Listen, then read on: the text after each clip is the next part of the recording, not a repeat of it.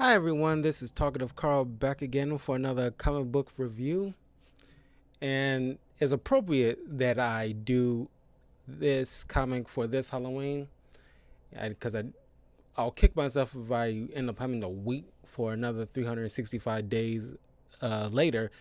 But we'll be covering, because I just wrapped up my Hawkeye Mac Fractions run last month, so you can check that out on my channel. That's youtube.com/talkativecarl youtube.com/talkativecarl. Also on Twitch, Twitter, and Patreon. You can follow me there as well. Links are in the description. But for the month of October, we'll be covering this DC comic event, Batman: The Long Halloween. One of my favorite Batman comics of all time. Probably at the tippy top for me. There's a few others which I'll eventually cover on the channel down the line, but there's Batman Long Halloween, Arkham Asylum, A Serious House on Serious Earth, Batman Court of Owls, and Batman Eternal L. And like, it's kind of like a Justice League event, but just tied with Batman, but DC's Metal, but it's in association with Batman in a way. But as far as like, besides that, DC Metal, the other stuff, easily one of my favorite Batman comics I ever read in my entire life. I love those comics. And I want to cover Batman: The Long Halloween, considering Halloween is like a week away. I've been like, make sure that I, reread this comic, because I read this comic like back and forth a number of times. But it's honestly like the best origin story of Two-Face as well.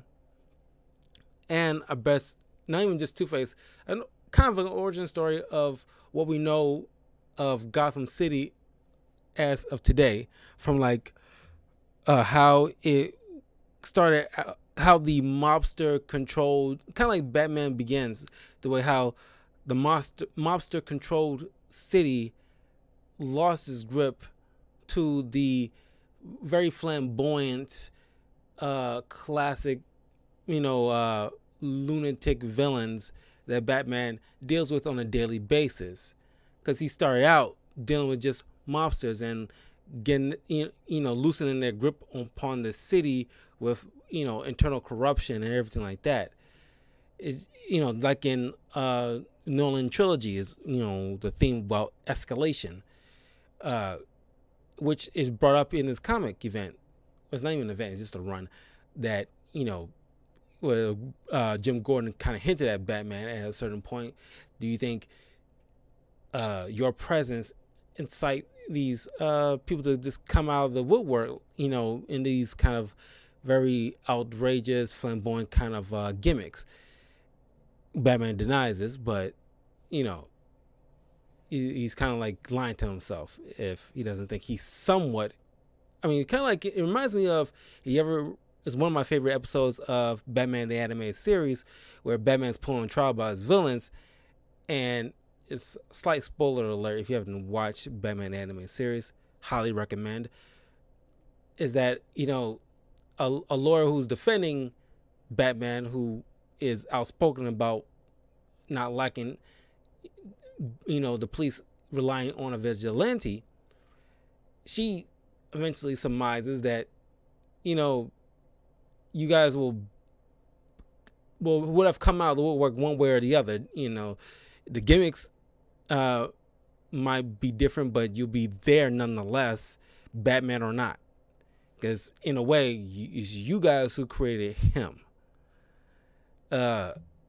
Which is about like, the reason that Batman became Batman, because, we know his origin story, but in all intents and purposes, crime in general is so rampant and like causes like so much damage that something had to balance it out, because it was like, it's like, evil can only get so far until like the universe has to balance it out with something that can like push it back the other direction.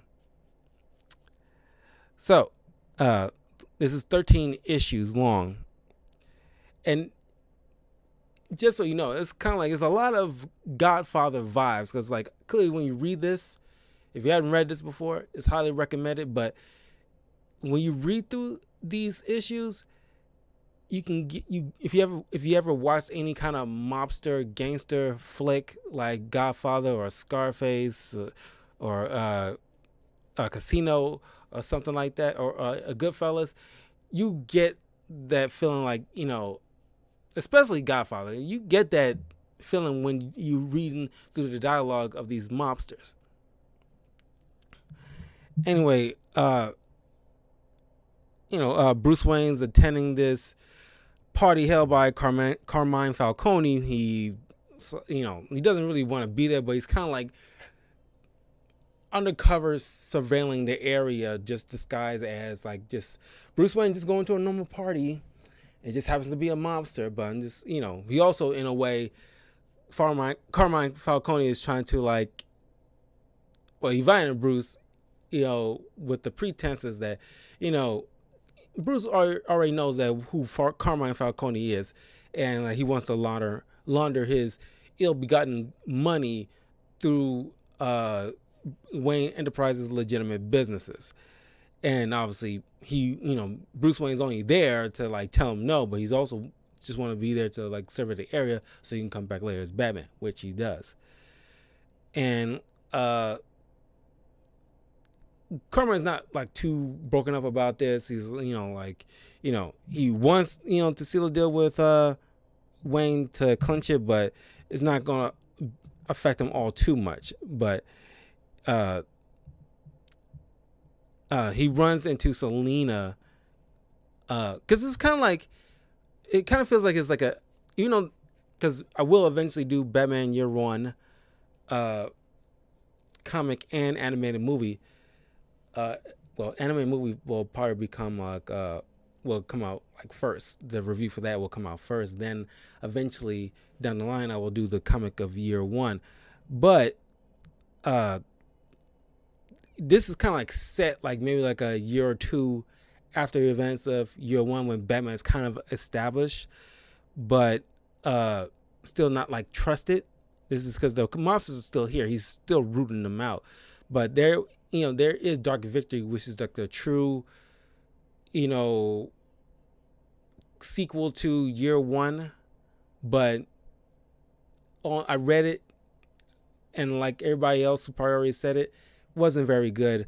I surmise that The Long Halloweens will probably easily be like a better Year Two of Batman than Dark Victory is, or ever could be. But you meet up with Carmine Falcone's son Alberto, who's kind of like the Fredo of the family. He's like gone to Oxford and everything like that. He's trying to keep Carmine's trying to keep his son out of like the family business, trying to keep him legitimate in a way. But clearly, Alberto wants to be part of this organization. But then in the party, Bruce ended up meeting up with Selina, who's like, she shows up. Catwoman shows up very prominently, and like I mentioned in when I brought up Year One, she's that's kind of like a birth of Catwoman there, where like in case you don't know, because it's mentioned in like I'm pretty sure in Dark Victory, but definitely in Batman Eternal, that slight spoiler, Catwoman is Carmine's illegitimate daughter, that he kind of had like a out of wedlock kind of situation, that he doesn't know that Selina is his daughter. But once I eventually gets to Eternal, eventually I want to do Batman Eternal, and I want to reread that, and because I can't remember if he eventually figures out that because I don't think it even mattered to him, because it still had animosity, because I don't think he ever knew that Catwoman is his daughter. But she in Year One ends up leaving scratch mark on Carmine's face. So in this, every time like something annoys him or he gets like agitated or whatever, he kind of like scratches like, or at least he gets like, it's kind of like spider sense, but like it's like his scar irritates, and it's like he gets like a sensation something's like amiss, because like it's kind of like when like your leg twitch when it's about to rain kind of situation. So you always see his scars, and then you know you get to meet Harvey Dent, who's been like working on the Carmine case, and by extension Maroni's in this just to help take down the mob, and he's again in the parking lot writing down all these license plates to all the who's who kind of people who's coming to meet up with Carmine, who's possibly like doing ill-begotten deals with this criminal, well-known crime boss. And he gets knocked unconscious and everything like that once he's caught, and he's woken up by Bruce and Selena as they're about to leave.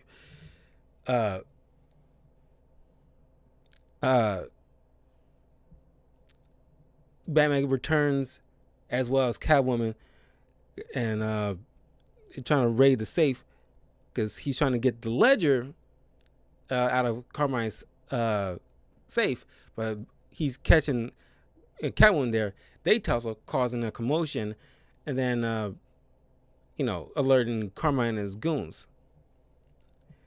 And then you see this little playful tit for tat they having, but she's unknown to him, but he's not taking capturing her so serious. Like it's typical with Batman back in the day, where because now like Catwoman's an established kind of like hero / anti-hero now, kind of sort of like part of the Bat family, but it's like she's not like an antagonist anymore like she used to kind of be back in the day. So around this time she's like aloof. She's not, Batman doesn't know what to make of her, but he's enticed and curious about her. He doesn't take capturing her so seriously like he would with any other known villains that you get to meet some part through here. Then you get to see the classic scene like you see in like The Dark Knight, which they kind of Nolan got from the pages of The Long Halloween. The Long Halloween has always been like a staple of a lot of Batman movies, as far as like making sure that they establish like the relationship with Jim Gordon and Harvey Dent, or like trying to bring down the mob kind of situation. They talk on the roof, Gordon, Jim, and Batman, about like Jim's letting him know like I'll let you guys bend the rules, but I won't let you break them, and you got to agree on this. We don't want to turn it into these kind of guys.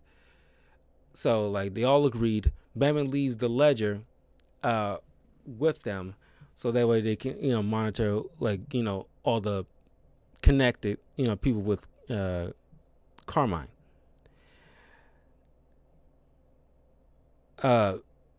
When Bruce is at his workplace of business and he's like doing his day-to-day stuff, he's just reassuring everybody that what his stance are, that Wayne Enterprises is not going to be doing business with Carmine Falcone. You guys know what kind of man he is, and like obviously Bruce get a sense that either they know and or don't care, because it's all about money and with them, and like, or they just believe he's a legitimate man. Like one bank president on the ballroom, what was his name, Richard Daniel, who's like more gun-ho about working with Carmine and trying to convince Bruce adamantly, like vehemently, like he's, for all I know, he's just a legitimate businessman. He's into import export business of Italian shoes. I got some on right now. It's like it's like the answer is no, and that's final. And then like upon like investigation into Daniels, Bruce finds out, like, he's, under like a bank manager's salary. It's strange that he's living in a, very high end penthouse, very opulent too. He shows up in Daniel's place as Batman, convinces him to, keep Carmine from Wayne Enterprises, or at least back down, uh, or he just ends up resigning. This ends up getting Daniel's shot up outside in front of, like, ironically, a theater. Uh, then the book ends with, like, because you meet earlier in the party, Carmine's sister from Chicago, who's like the main head in the Carmine branch, by monitoring Chicago's division in a way, during the mob, the controlled area in Chicago. She's in Gotham trying to, help get a complete grip on Gotham, and she has a son named Johnny Vitti. I believe it was Johnny Vitti.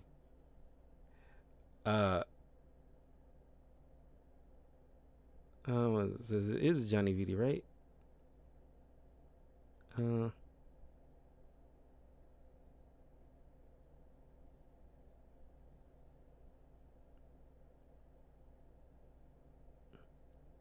Yeah, I was pretty sure it's Johnny Vitti.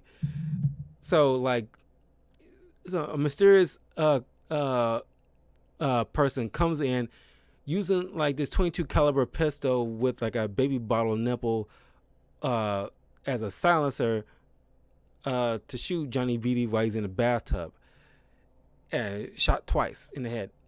And it's like, the color palette is amazing, because it's like, when, like, the act is done, it's like it goes, like, some areas go black and white, but only one thing is, like, bright with color. And it's like, and it leaves the killer is known as Holiday, because he's, as each issue goes by, it goes through a different holiday. It's like a year-long thing. And with Vitti, is on Halloween, Vitti is killed. Johnny Vitti is killed with, like, only thing left is the pistol, and, like, with duct tape on the handle grip, with a Halloween pumpkin basket left at the scene. So this is another part from, like, the Dark Knight, where Batman and well, yeah, all of them, but in the comic, Batman and Dan go after Carmine's money, who keeps all in one single stash. Since thanks to Daniels resigning, they kind of, like, have to, they had no way to put all their stolen cash or ill-begotten cash into a legitimate place to launder. So they had to keep it held up in, like, a warehouse, which Batman and Dent find and light on fire, which completely, damages, like, it definitely cripples some Carmine quite a bit. And then after that, Dent goes home to his wife, and then outside the house, after they, deliver, like, candy to the kids, people outside, hidden in the car, it sets off a detonator from a package that was delivered to the house earlier and blows up the house. And that was Halloween. So now we're on issue 2, and it's going to be Thanksgiving.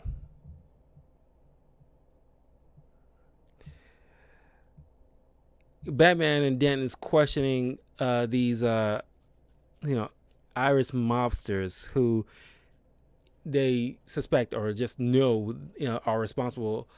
Well, they definitely know are responsible for blowing up the Dent house, because Batman, gathered clues, like, this nail that's part of the bomb And because the nail, which I never found out until the first time I read this, because I never knew this bit of information, nails have serial numbers that they can easily trace to the manufacturer to find out what store it was at, who bought it, find the receipt with the name on it, which all backtracks to this Irish man,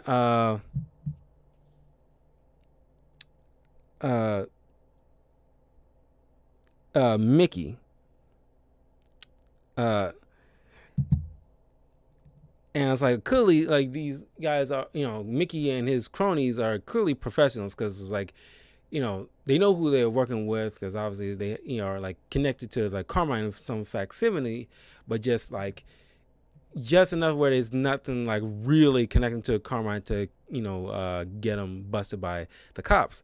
So, they know they won't get out within like an hour, which they eventually do, but they all, just, express each what they did. Like, I was a getaway driver. I'll put in writing if you want. I was the one who left the package. I'll put in writing if you want. So it's clearly all like well rehearsed, but they're not giving up. They taking responsibility for their part in the bomb act, but they will not spill who hired them. But it turns out like Dent disguised himself as the leader Mickey, sitting amongst them in the cell and hoping to hear from any one of them to spill anything. They don't.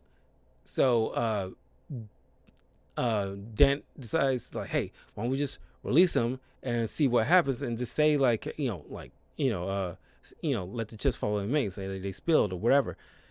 And like, Gordon is like, no, they blew your house and they put like your wife Gilda in the hospital, Harvey, charged them. And so they charged, but they end up getting out.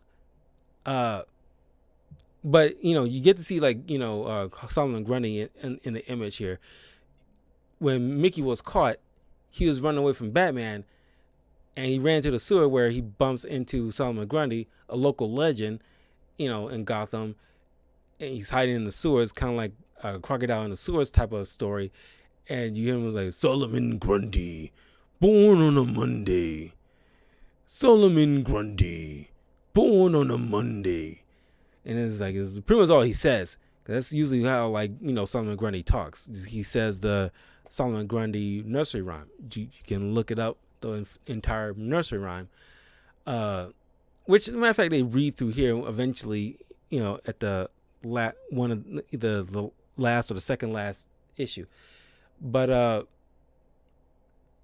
Batman subdues Grundy to get Mickey out of there before he ends up getting killed by Solomon Grundy. And Dent had to spend Thanksgiving in beside the hospital bed of Gilda, and you get to see this nice moment where like Batman leaves like a plate of Thanksgiving fixings, in like this like area in the sewer for Solomon Grundy to like grab and eat. There was it reminds me of this moment in like Batman Brave and the Bold, I think episode 2 of the first season, when he partners up with Red Tornado, when Red Tornado mentions about like, don't you no, I think it was Blue Beetle in the earlier part of the episode. It's like, like, do you have something to do for this Christmas, or like you can hang out with me or whatever like that. It's like, sorry, but crime doesn't take a holiday, so neither do I. And that always stuck with me. It's like, and that would be something Batman, because like even Batman animated series, it took a lot for Dick Grayson to try to get him to sit down to watch the It's a Wonderful Life, because he never was able to get entirely through it, because he always had to dip out to be Batman. So he never actually finished the movie ever until the end of that particular episode of the animated series. And of course, Carla's going to Carmine's place, infuriated obviously her son's dead and she has nothing to be thankful for, while Carmine's fixing dinner for him and Alberto. Uh, and then by the end of that episode, not episode, like end of the issue, while Mickey and his cronies are released and they're at their place trying to eat their Thanksgiving dinner, and like one of them is like a funny line. It's very Christmassy, but he used this line like to to Harvey Dent, the founder of the feast. Then like a mysterious person comes in, shoots them all down, and leaves a cornucopia, and the holiday killer struck again.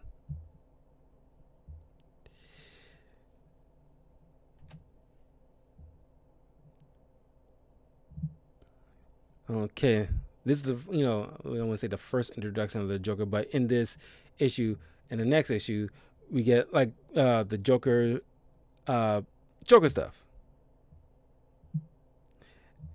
And I appreciate, just like with Matt Reeves' Batman, I appreciate when certain directors or writers, or showrunners, I appreciate their restraint on utilizing Joker, because everybody wants to utilize Joker right away, and it's like it gets tiring, because especially after the past couple of years when seems like we was flooded into comics with Joker events, and it's like it's exhausting, and it feels, when you're dealing with the Joker, it's supposed to be like a treat. Now, at least recently, not well, I won't say recently, but the past like year or two or three, it seems like DC was using, when dealing with Batman stuff, it seems like DC is using Joker pretty much more of a crutch rather than a treat. Like, just to make sure it sells, we got to have Joker in it. And it's like he's oversaturated. And it's like, Joker's not my top favorite villain of all time. Like, a lot of people consider him to be, Riddler is my top favorite villain of all time. And I think like the Scorpion and Shocker from Marvel is like my second and third favorite villains of all time. But I do respect how like what the Joker means, and he's utilized well here. He only has like at least 3 appearances throughout this entire series run. This issue, next issue, and the very last issue. He's not like a major player throughout this film. So I'm so glad of that. So he is on his own little investigation, because being like in his mind, there's only room for one lunatic, at least like a mass murdering psychopath in Gotham, and he feels threatened by Holiday. So in his warped mind, he's chasing anybody down, killing whoever has to, in order to make sure like this Holiday is stopped, so that way he can feel like he's not being outshined. He's like he ended up like bound and gagging like this family in their home and stealing their Christmas presents while reciting lines from the Grinch. And he does that a couple of times throughout this. And this is the issue where Gordon brings up like to Batman, like, do you think your presence kind of bring out these kind of people? And he doesn't fully say it, but Batman understands his insinuation. And you talk about like, when I talk about like how there's like a lot of Godfather vibes in this with these mobsters, they go and meet up with Collar the Man, which is a character that I think a lot of people need to utilize more of in comics, games, and movies, and TV shows. Honestly, this guy can actually be like a serious Batman threat, and it's like hardly anybody want to use him. The last time like I seen him in well there was like a Batman issue that I read a few months ago, it's kind of like, it's kind of like a page, or a issue or two in this like kind of collective thing where Batman and Martian Manhunter team up to stop Calendar Man, who acquired uh some kind of item that's associated with Martian Manhunter's culture, because he utilizes, he's killing people upon like holidays associated with the Martians' culture. And I thought, oh man, that's so awesome, because like that's something that's out of box thinking that I love, when it's like, yes, you can utilize the calendar man, because there's like so much holidays that you can, utilize him as like a serious threat they can utilize to. If I was a Batman, right, I'll utilize calendar man so much. It's like, I'm not using Joker for shit. Okay? Like, Joker's been done to death, honestly. If I had to do a Batman comic, I'm going with Calendar Man as like the overall overarching bad guy, and giving him some respect and love. Because like when I saw him, like the first time I actually saw Calendar Man in anything, even before this, was in the Arkham games. Because he was only in, like in this, he's treated like Hannibal Lecter in a way, because when they come to get information on who could be possibly Holiday, they go to, because like very Hannibal Lecter in Silence of the Lambs. He's behind this thick wall of glass with like calendar pages strewed all upon the floor, and you can pretty much just not getting them any straight answers. And the way he's describing, like the way he's answering them is like, he'll strike again, she'll be near, or it's like you flip flops between the pronouns he or she, and like they ask like, what makes you think it's a woman, because he's out there, and it's like they feel like you're not getting a straight answer from him. Of course he's not getting a straight answer. But then they eventually find out about like eventually Joker is like attacking Maroni, trying to figure out like he knows anything about Holiday.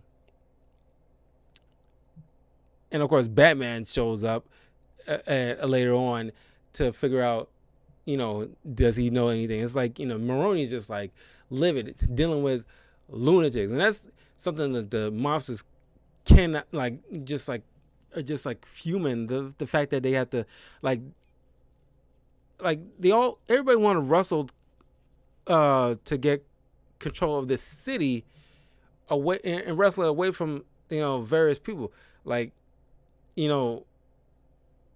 Batman, Gordon, and Dent are trying to wrestle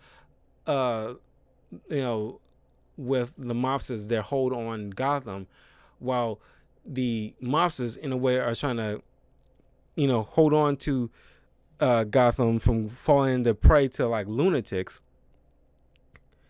And they get and like you throughout the run, you see like Carmine, who is like associating with a few different Batman villains in order to trying to find this Holiday killer, or at least trying to maintain his grip on the city, even though it's completely against their policy, as he put it, on like not associating with what they deem their kind.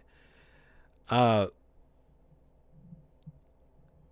there's definitely some animosity there.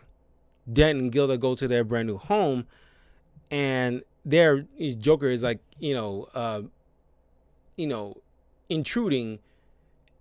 He kind of tussles with Dent, but gets the upper hand, and like you get to see like the every once in a while you see like certain bursts, spurts of Harvey succumbing to his like anger, in a way. If you see like the Batman animated series, you know what I'm talking about. It's like he gets big bad Harv, not like complete psychosis like that. You see that later, but it's like big bad Harv. I still remember big bad Harv.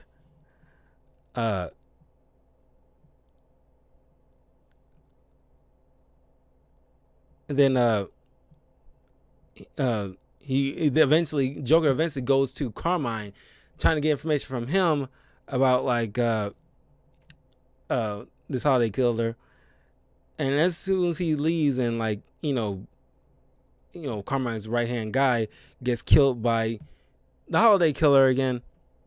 Well, not again, but a holiday killer, and being left with this is Christmas time, being left with like a snow globe with a snowman inside. So we're now like we got Batman has concerned himself with like trying to stop the Joker from going around killing random people just to find a holiday. And this is like what people talk about, how like this two sided of the same coin with Joker and Batman. Joker in his way want to stop Holiday 2, as he mentions in the next issue, which is like New Year's Eve. But he's going about doing it just in the most psychotic kind of way by rationalizing it with just, okay, well, murder is like a large enough people. Eventually, I would have gotten Holiday at some point among them.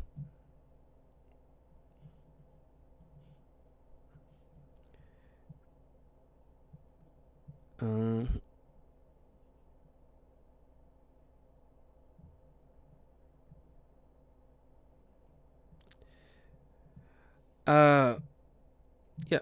So now, like at this point, Joker is hijacking a biplane. I'm pretty sure this is called a biplane. It's very old school, like Red Baron type of plane. Batman's grapples to wrestle, control the plane before Joker releases his toxins among the crowd, which obviously he can't have that.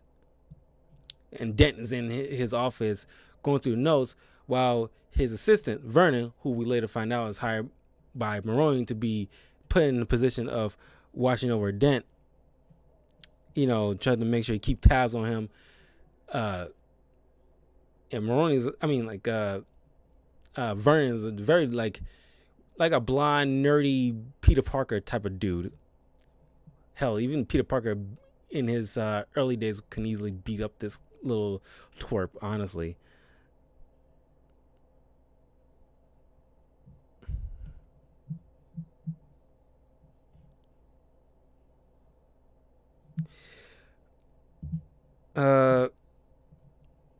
And Vernon gives information to Dan about how Wayne, because of his father, has some association with Carmine Falcone and his father. So it raises like suspicion in Dent's eyes.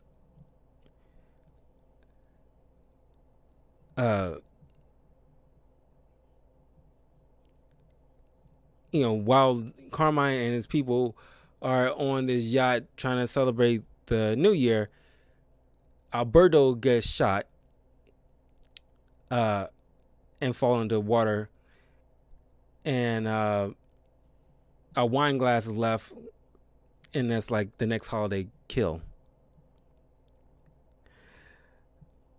Batman eventually stops Joker and saves the town from being like gassed. But this reminds me, I don't know which comic I read this from, but like there was like a thing where Batman and Gordon usually like every New Year's night, like after midnight, they both show up at this diner when there's only two there, and just for like a minute or two they just sit and just chill, like just like the minute like just part of the briefest of like respites between each other, where they can just sit amongst each other as like good friends and just hope for like a better new year kind of situation. And I like that, and I wish they kind of like maintain that as like a thing,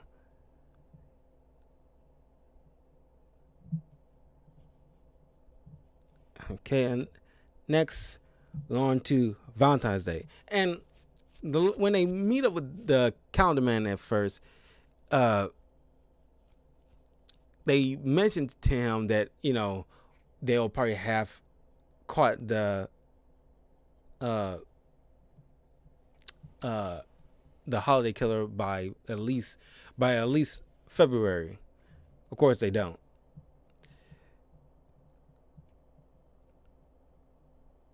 And of course, Batman's like, you know, showing up at the graveyard as Carmine's, at the grave of his son. He's distraught.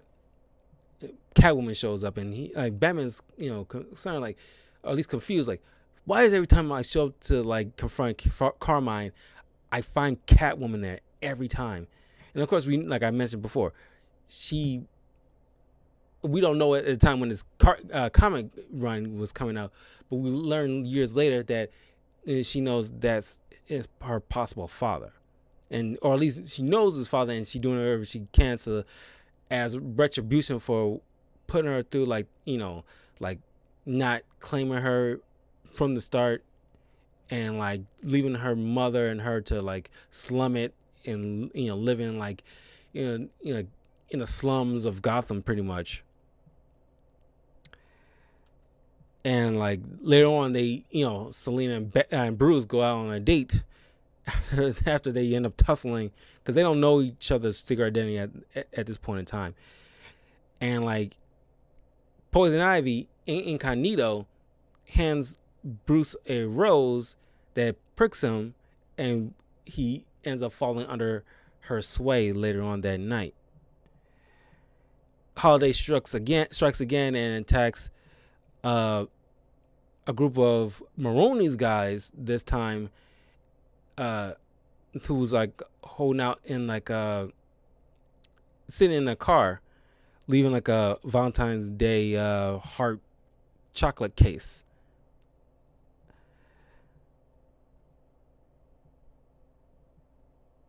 And like, it ends with like Bruce being under the sway of Poison Ivy.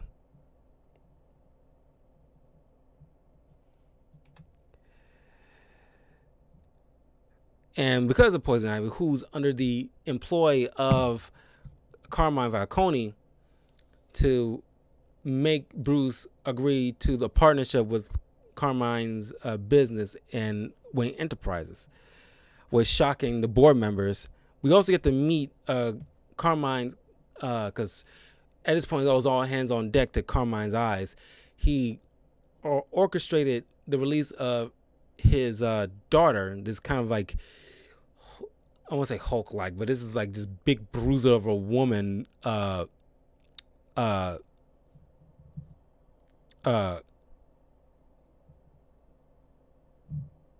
What's her doggone name?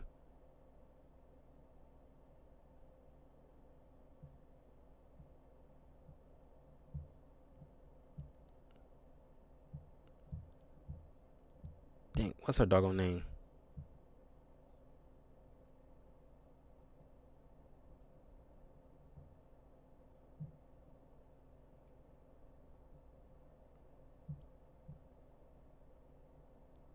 Oh, Sophia Gigante. Sophia Gigante. And like, man, you look up Batman Sophia Gigante, Google her, you can see like how like just like, I don't know, it's like something like The Rock with birth, just like this bruiser of a woman that's like look like I could choke you out with one hand. And you later on, find out that she has like a secret love affair with Maroni, which is wild. Like, wow, he is into this. Wherever float his boat, I guess. Like, wow, like, like, ugh. Like what happens if she tried to like do certain things women usually do for a man, and it's like end up ripping it off by accident because she's so freaking big. Like, she definitely did not skip leg day, arm day, whatever day, She looks like she can kick Hulk in the nuts, and he actually might feel it. It's up to Catwoman as she figures out that Ivy is messing with Bruce. She breaks into Wayne Manor, kicks Ivy's ass, and like cuts these vines that's hidden inside Bruce's clothes, and destroys the control she had over uh Ivy had over him. Batman, Bruce as Batman goes meet up with Catwoman to thank her for stepping in to help him or help his friend. Uh, uh, which gives like Batman the understanding that maybe Catwoman isn't all bad. And of course, the holiday killer strikes again on St. Patrick's Day this time, leaving like a leprechaun idol at the scene of a hideout filled with like a handful of Maroni's men this time. So at first it's Carmine's guys who's getting whacked, but now in the past couple of issues, Maroni's getting some licks himself. And to this day, nobody knows who is this like holiday killer. And it's like it seems like nobody's, because the evidence, besides the holiday ornaments and the pistol, nobody knows who this holiday person is. There's not much evidence being left at the scene, and like the serial nose is filed off obviously, so they can't really track anything. And of course, Bruce is concerned that like thanks to Poison Ivy, I got a lot to repair in my personal life. Is there's like I done some damage that I can't really fully explain, but I have to correct it, like ceasing like connections with Carmine Falcone.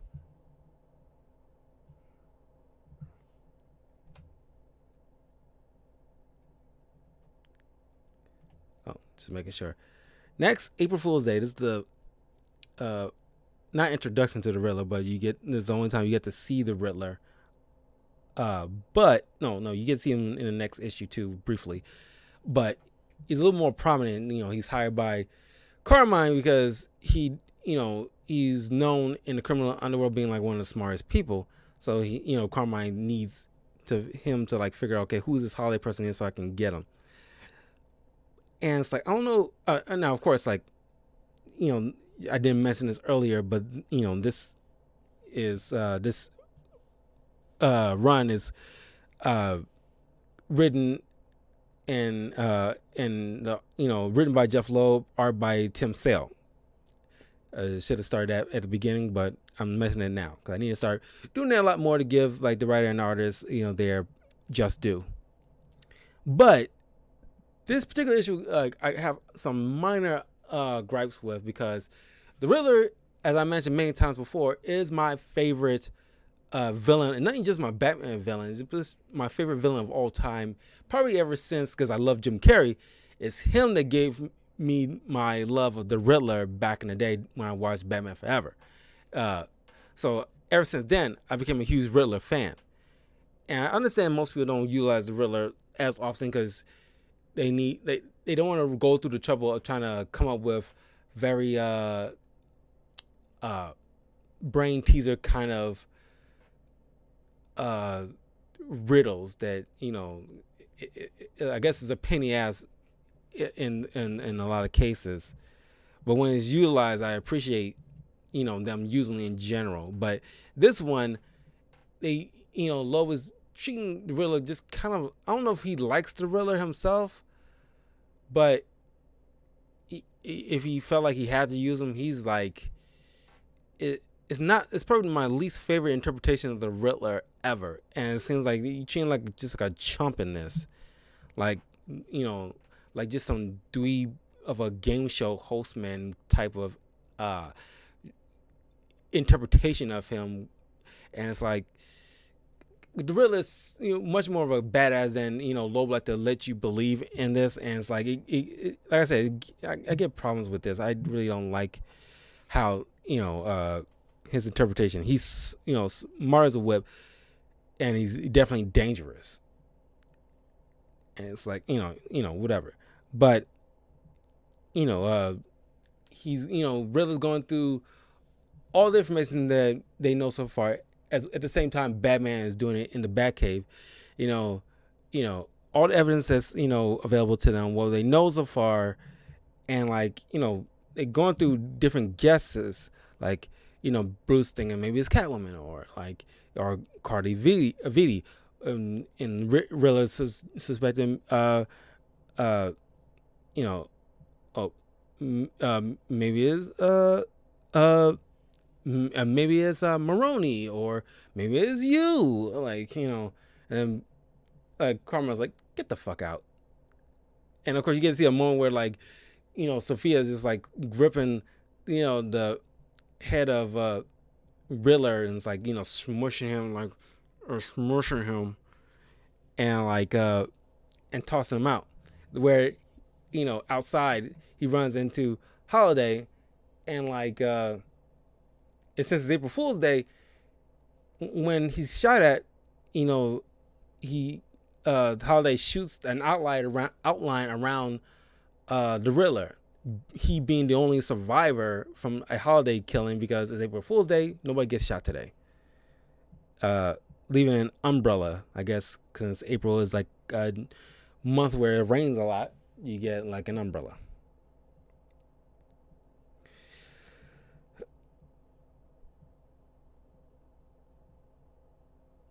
So yeah, that's pretty much that. Now we're on to like Mother's Day.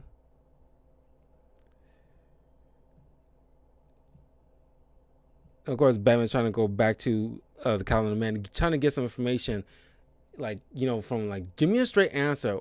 Do you know who this Holiday killer is? They already tried to essentially bribe Calendar Man. Like, look, we'll put him time served if he help us catch this killer, because it's wreaking so much havoc at this point. Like, for almost it was already halfway through a year, and he's wreaking havoc at this point, and nobody knows who he is, and they don't have much to go on, and considering who Calendar Man is, he should have some insight. Of course, he's not very forthcoming with any.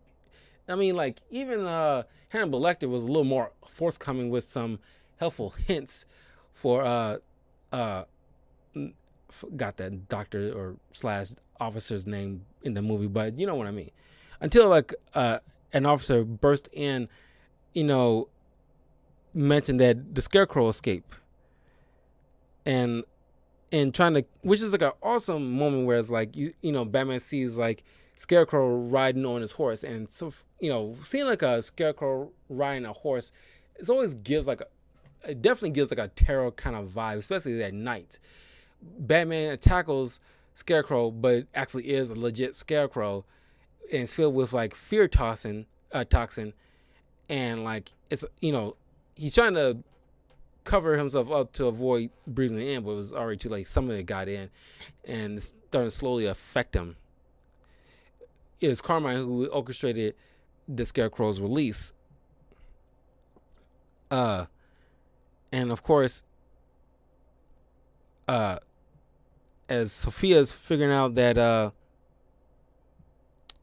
the type of gun that's being used, who can possibly made it, they go to a gunsmith, and the gunsmith in Chinatown is found killed by Sophia found him killed already by the Holiday killer with a basket with flowers, seen on Mother's Day. And Bruce goes to Crime Alley where his parents shot, thinking about his mother. Fear toxins overtaking him, thinking about that gunman as a what he had to deal with as a kid. And while Dan is having Gordon go bring in Bruce, whose evidence at this point is kind of stacking right now, with the whole possible relationship between the Waynes and the Falcones. They chase him to the graveyard where he's hugging the gravestone of his mother, and he's completely, just freaking out, and the fear is overtaking him at this point. Eventually, as time went on, in the next issue, it's out of his system, but it doesn't look good when he's running at first. And it's a sad moment just to see Bruce, because it's very rare we see Bruce collapse in like sadness and tears, and you see that in here when he's gripping his mother's headstone. It's like like he's deep inside, underneath all that awesomeness, Batmanness, is still a little boy who misses his mother. Even though by like from the last year's, I'm pretty sure last year's 3 Joker event, which not good, honestly. It's kind of resolved with that issue. Ironically, thanks to the Joker, Batman kind of got closure from the dealing with like the killer, who, spoiler alert, is Joe Chill, who ended up killing Bruce's parents. And so before like succumbing to like cancer months later, from the event, Bruce finally kind of has some kind of reconciliation between Joe Chill and himself, kind of in a way, thanks to Joker, finally got some closure between that. But in this one, he's like still affected, and still, because it's only like a couple of years after his establishment as Batman, so he's still like in that mode.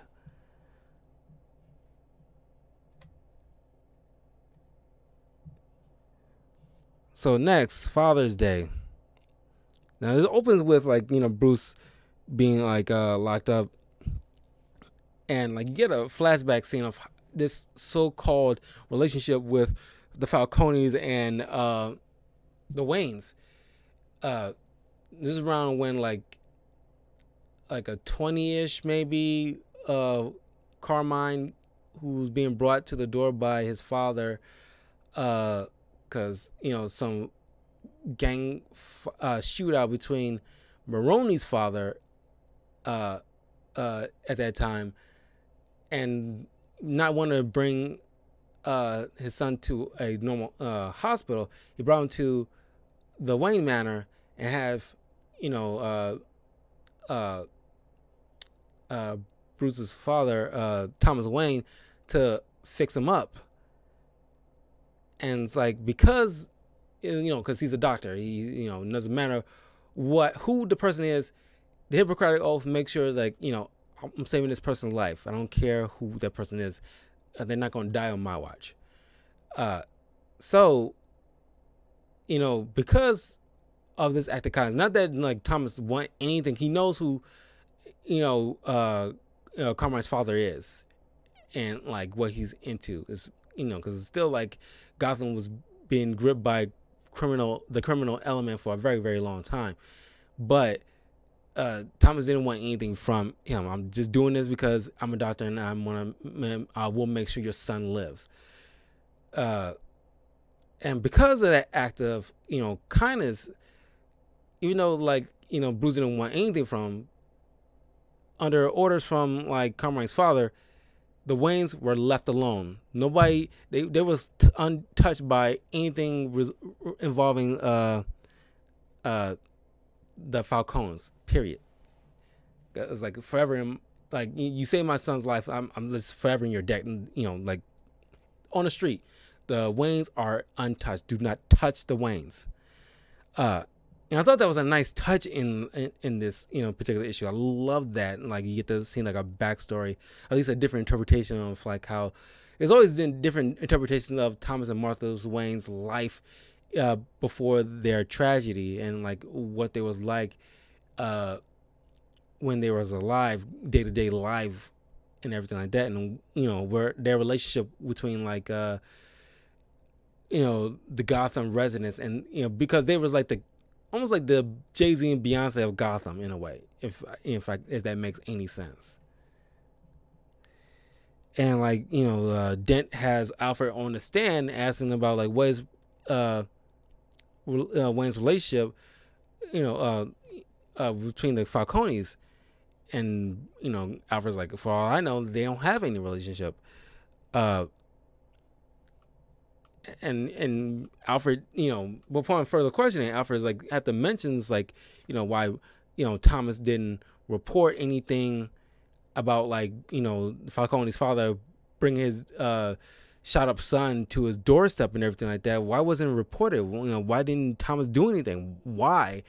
And Alfred just put it bluntly, like, well, you got to understand how Gotham was at the time. I'm pretty sure it was reported, but given the fact that how like he's insinuating how corrupt Gotham was at the time, nothing would have been done regardless.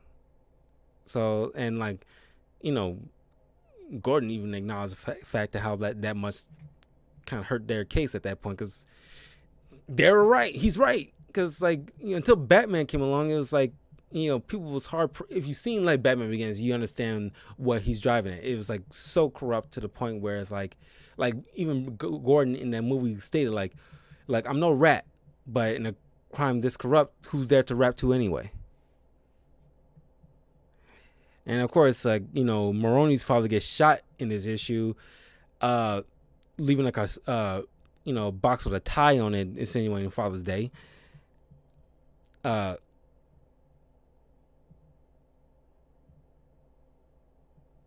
uh, Gordon visits his, goes back home, sees like the tie his wife and young son made for him, and then Dent is home flipping a coin, staying to his wife Gilda.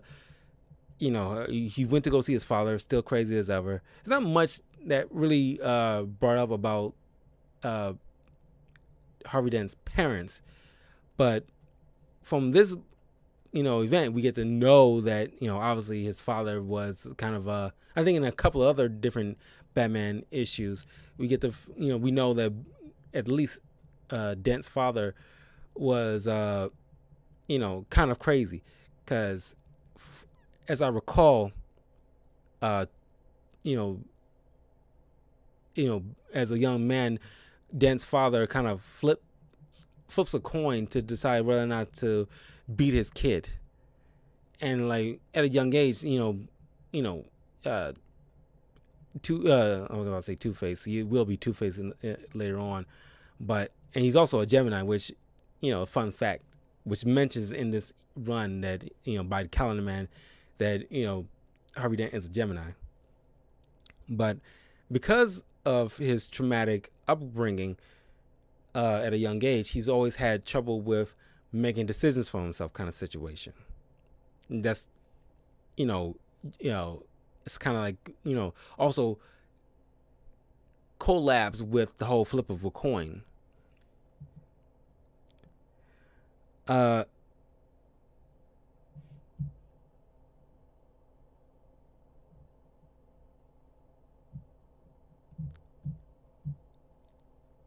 It's also like it's mentioned here that Carmine facilitated like the release of or at least the breakout of Scarecrow, also the Mad Hatter, and like he tasked them to like break into the bank suppository to like help regain some cash that he lost because of the burnt amount of money that he used to have.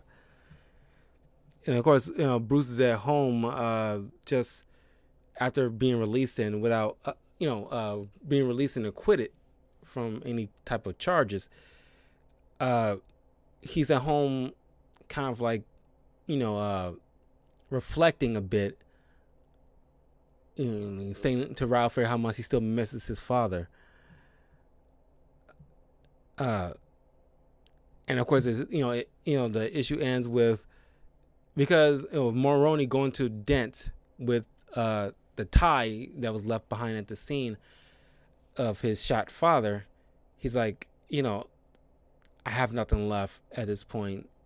Like, I'll help you, whatever it is you want. He's pretty much like just done at this point.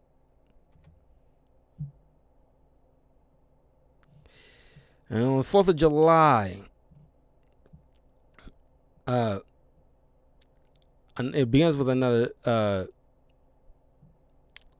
kill between this coroner, leaving like these like streamers and stuff at the scene. And of course, at this point, uh, after like the April Fool's Day issue, it ends with Batman suspecting, thanks to Alfred, kind of like helping him piece certain things together. It's like Dent seems like the likely suspect at this point, and is in this issue, it seems like highly more likely that because with the Ledger, Dent had full access to a lot of the people who's been murdered by the Holiday Killer at this point. And it's like he's not completely sure, but he's like already suspecting Dent.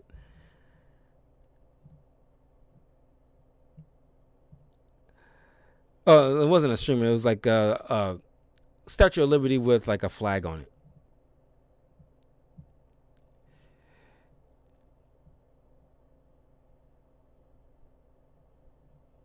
And of course, Scarecrow at this point, Scarecrow and Mad Hatter at this point. This is another character that needs to be shown some love. Like Mad Hatter is another character that needs to be given some shine. Because, like I said, Batman has more villains than the Joker. My God, all the writers in the world need to at least Tom King or whoever is like writing for DC need to like give certain characters a break, especially Joker. Mad Hatter, Counterman needs some like time in the sunlight. You can tell a lot of stories with these guys. Batman ends up stopping Scarecrow and Mad Hatter from bursting into the bank's depository with the help of Catwoman.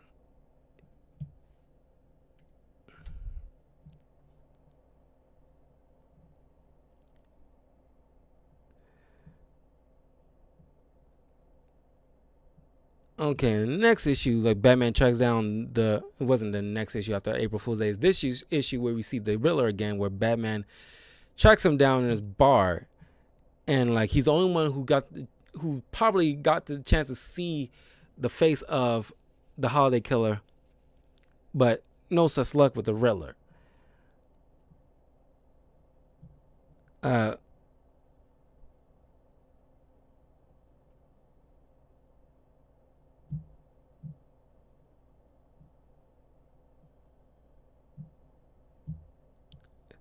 And as upon going to trial, Marone is getting handed by Vernon these medical bag for like supposed ulcers, but it turns out to be acid, given to him that he throws in Harvey Dent's face, scarring his left side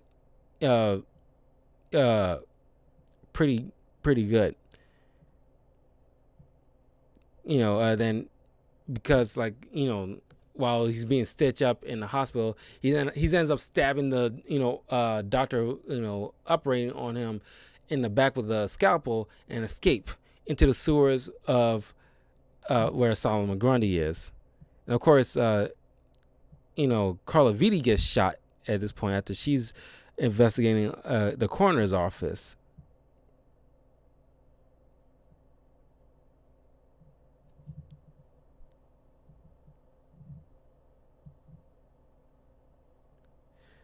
I think the evidence left here was more of like a corsage. I think it's small, but it's kind of like hard to tell with like a red tinted window with the coroner's office title there, and it's like very small, but it looks like a kind of like a flower lapel kind of situation.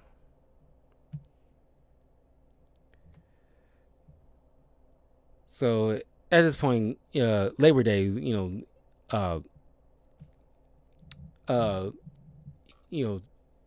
Two-Face at this point is on a run. He's mentally scarred as well as physically scarred, and you get to hear like the Solomon Grundy nursery rhyme.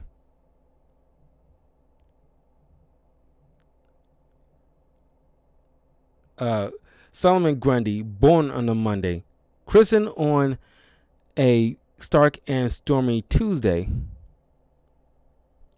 Married on a gray and grizzly Wednesday, ill on a mild and mellow Thursday, worse on a bright and breezy Friday, died on a gay and glorious Saturday, buried on a baking, blistering Sunday.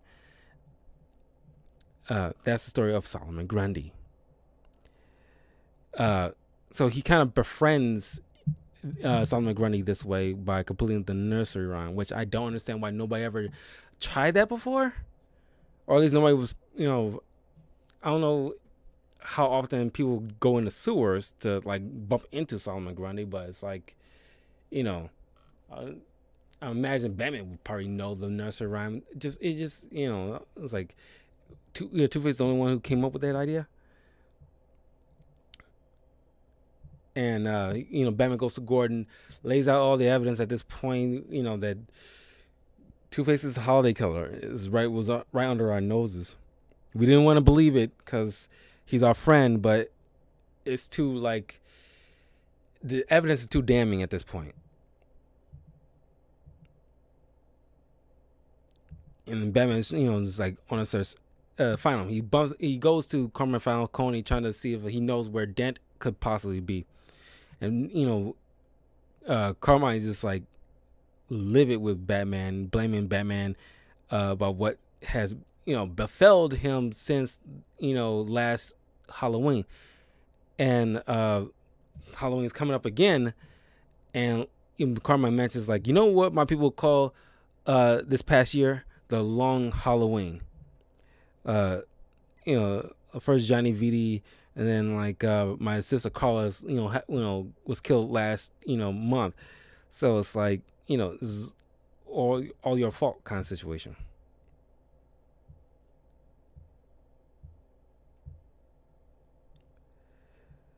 He goes to Gilda trying to, Batman goes to Gilda trying to see if she knows where he could possibly be. And it wasn't until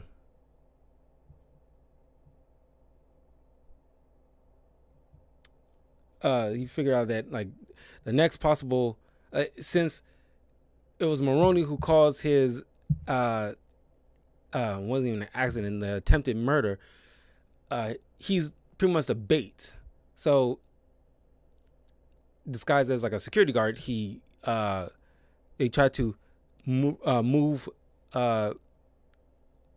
Maroni to like a secure location with Gordon taking point, and then somebody come out of the shadow, shoots Maroni,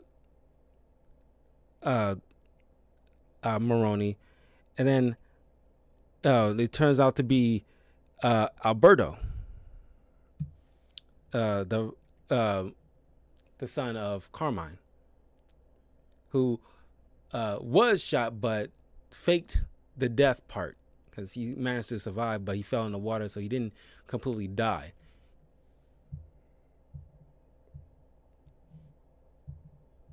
Well, not completely die. He didn't die at all. So, final issue is that Batman, after, like, because of this small gun, as he mentions, caused so much death and destruction throughout this past year, he kind of takes his frustration out on Alberto, and he says to himself he's trying not to enjoy it when he's breaking his ribs. But thanks to Gordon, who's keeping him from, like, killing this kid, they arrest him, and Carmine goes to see his son, and, like, because he's like the Fredo of the family, he's like, he's pretty much like, as Carmine puts it, my son became one of these freaks because his mind's completely kind of broken, and he like it's like, do you know do you even know when my birthday is? I'll give you a hint. It falls on a holiday.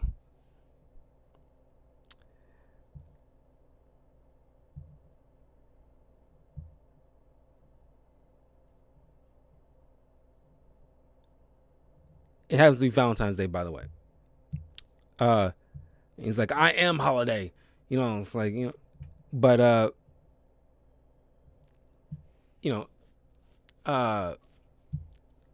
later on in Arkham, Two-Face breaks out every villain that Batman came across this entire year, except Counterman, which he leaves behind his cell. After he flips a coin to decide whether or not to take him, he goes scarred up. It's like, no, I'm not taking you. Uh, then they all break into Carmine's place to finish off the job, the last remnants of the Carmine organization.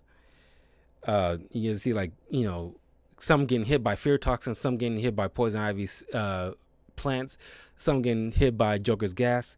So the pretty much being eliminated one by one. And you see, like, they're in like Carmine's office, and like the poison ivy, Catwoman, Mad Hatter, Scarecrow, Joker, Solomon Grundy, and Two-Face.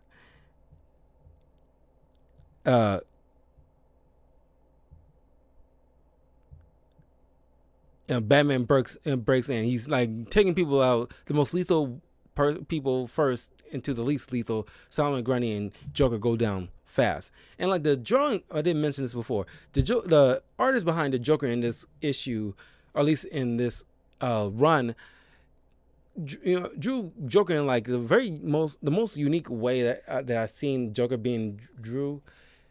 With like it's like a piano keys, pretty much like as teeth almost. It's like this wall of teeth, and you get to see in this, like a panel when like Batman just wallops him.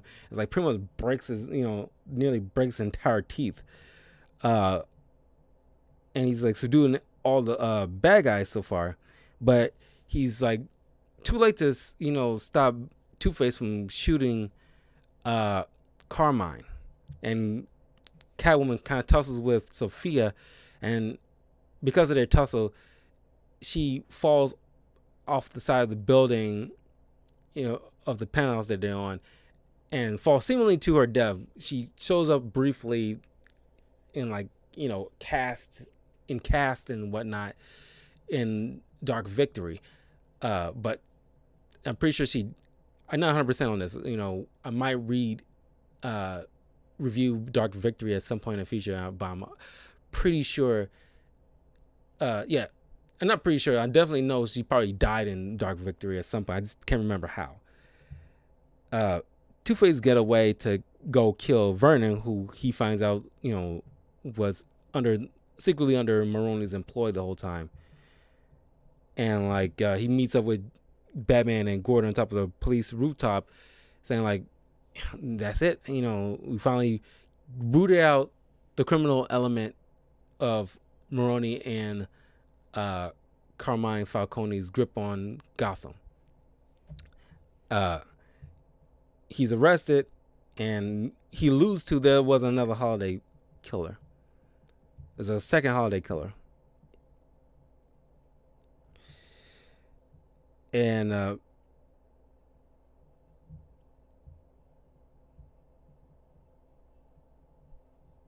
ironically, because I forgot about this, Alberto is sitting, he has a cell right across from Calendar Man, and they both just naming different holidays to each other.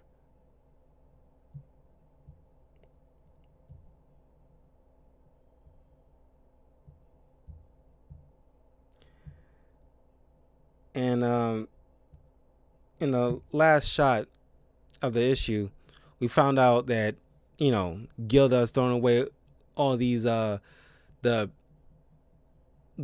fedora and long trench coat and other stuff, like the guns and everything, the last gun and other stuff connected to Holiday, because she was also Holiday killer.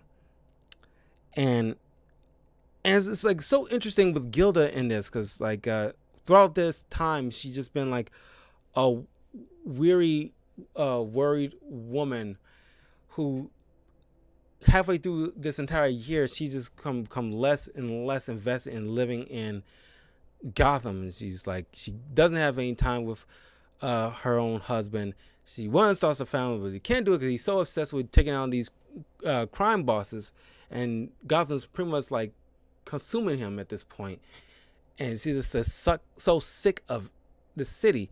You see her gathering moving boxes and stuff like that. So she's just like, you know, getting out of the city. But Alberto is only responsible for the coroner's death and Carla's death, and uh, but the others was like half and half between Gilda and Two-Face. But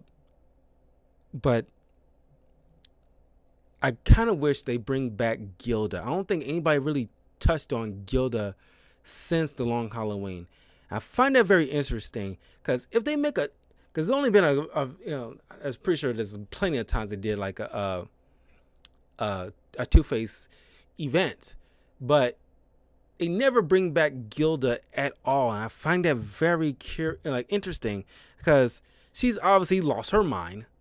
That's the thing about Gotham. It's like you never know who ends up snapping in the city for whatever particular reason, and it just this city kind of breaks you in ways unforeseen ways, and of course they're like super exaggerated, but it's like a city this corrupt and this kind of like rooted in madness in some way, shape, or form, or somehow turns you, just the least expected person into just completely mental break.